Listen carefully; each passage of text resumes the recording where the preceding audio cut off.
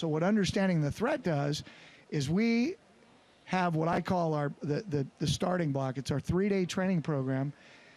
And we used to focus at the national level, and we realized that was a waste of time.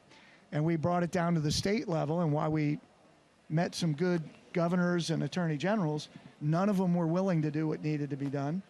And when we brought it down to sheriffs and pastors, thinking we'll get to that local level, we couldn't find enough sheriffs and pastors courageous enough to actually do anything about that. Yeah. So when I first moved to Texas about 5 years ago, I started developing a program for citizens.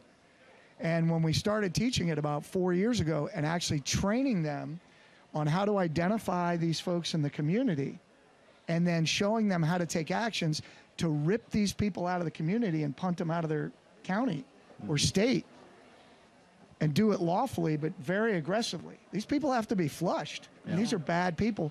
And while simultaneously reestablishing a Republican form of government, which means you must put the Bible back in elementary school. Yep. You must teach the founding principles as they were taught in the 16, 17, 18, and early 1900s. Mm-hmm.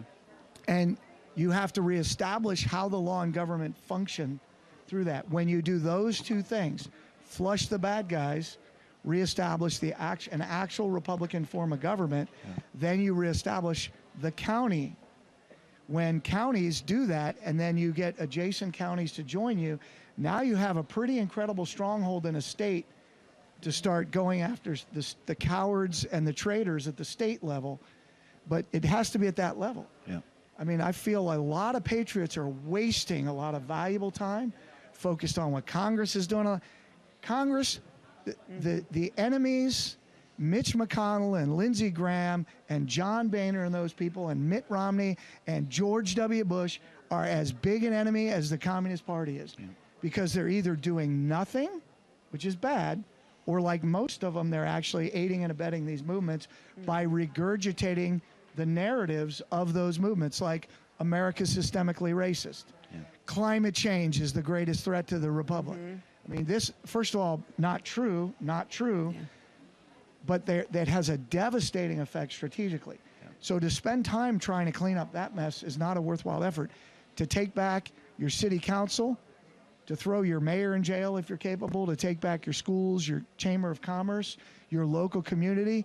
And I would say I'm not an advocate of reforming the public schools. I'm an advocate of shutting them down and actually go back to teaching people, getting government completely out of the school system. Yeah, they have no business in it. Yeah. It's not the government's business. That's right.